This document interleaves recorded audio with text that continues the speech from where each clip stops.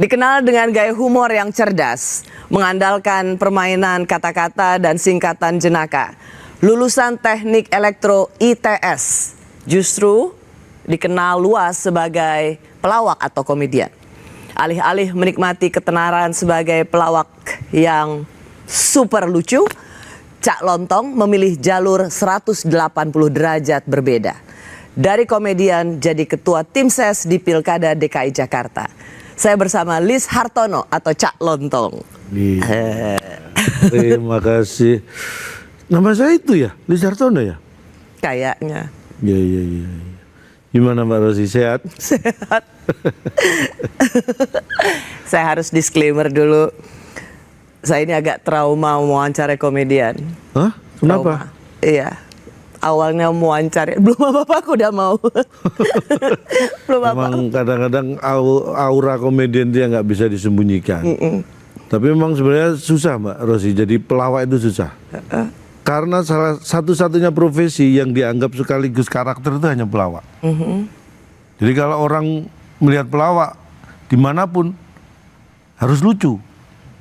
Dianggap lucu itu karakter seorang pelawak, padahal tidak semua pelawak itu selalu lucu.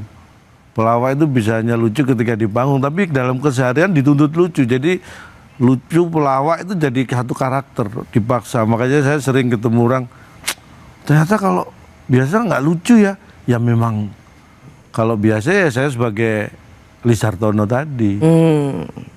Ya Cak Lontong itu panggung ya, ya untuk profesi. Profesi. Iya. Ya, ini kita harus serius ya, Cak Lis. Saya serius, orangnya saya serius. Mana pernah saya bercanda kecuali kalau pas waktunya aja saya. Terakhir saya wawancara Komeng. Iya, kalau Komeng mah usil banget Komeng. Makanya saya nggak pernah wawancara Komeng.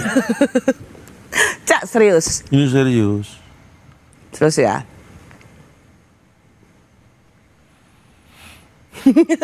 Loh kan, saya udah serius. Cak Lontong. Ini kaget saya ternyata Cak Lontong memilih jadi ketua tim ses. Tuh mikir nggak ketika terima jadi ketua tim ses? Ya ini mungkin saya luruskan dari awal dulu. Itu bukan saya yang memilih, tapi dari tim Mas Pram dan Bang Dullah yang memilih saya jadi ketua tim ses. Jadi nggak nawarin diri maksudnya kan? Bukan, saya bukan tipe orang yang suka menawar-nawarkan diri ya. Karena saya orang yang menurut saya ya, saya itu sebenarnya orang yang sangat selektif. Bahkan dalam hal pekerjaan sekalipun. Saya job biasa, pekerjaan melawak aja, tidak semua tawaran itu saya ambil. Jadi tidak semua pekerjaan melawak saya ambil. Yang saya ambil hanya yang ditawarkan ke saya. Ini serius ini prinsip ini. Jadi ya, pekerjaan yang nggak ditawarkan ke saya itu nggak pernah saya ambil. Nah, kalau tadi bicara menerima ya, lebih tepatnya menerima ketika dipilih menjadi ketua tim ses. Buat saya, apakah ini mikir atau enggak? Saya sebenarnya mikir dengan saya itu kan sudah sangat identik. Ya. Saya itu selalu punya slogan mikir. Kenapa saya selalu pakai slogan mikir? Karena sebenarnya saya itu udah posisi yang malas mikir sebenarnya. Jadi saya kalau mikir itu biar orang yang mikir gitu. Jadi kalau orang mikir kan seenggaknya saya terbantu. Karena kalau saya melawak, orang yang saya hibur itu mikir, nah itu memudahkan saya. Tapi kalau cuma saya yang mikir, yang saya hibur nggak mikir, nah itu capek di saya gitu kan. Nah ketika memilih menerima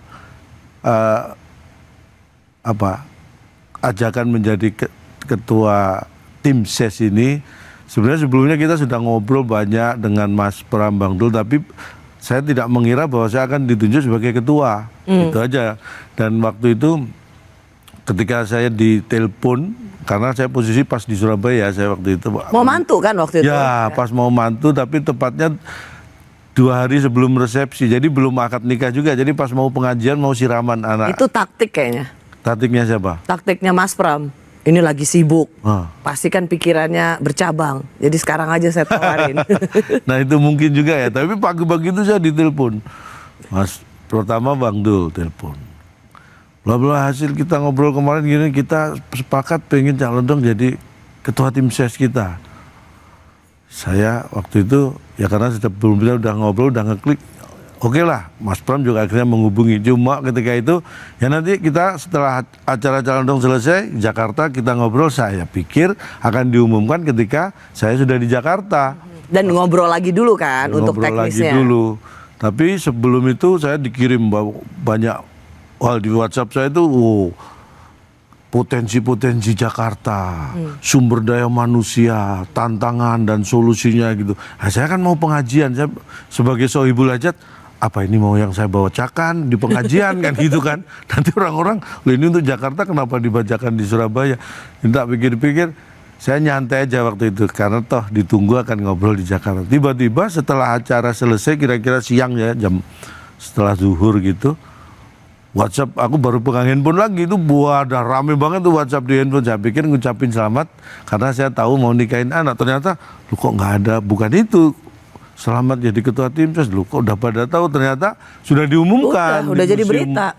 Bang Yos itu kan. Ya udah akhirnya saya terkejutnya karena diumumkan waktu itu, bukan menjadi ketua tim sesnya. Kalau ketua tim sesnya saya sudah bersedia dan mau gitu. Tapi memang kalau nggak ada kejutan itu nggak surprise ya kan? Karena surprise itu kan kejutan. Ya sama. Nah, iya. Kalau nggak ada kejutan ya nggak ada surprise. Nah, itulah.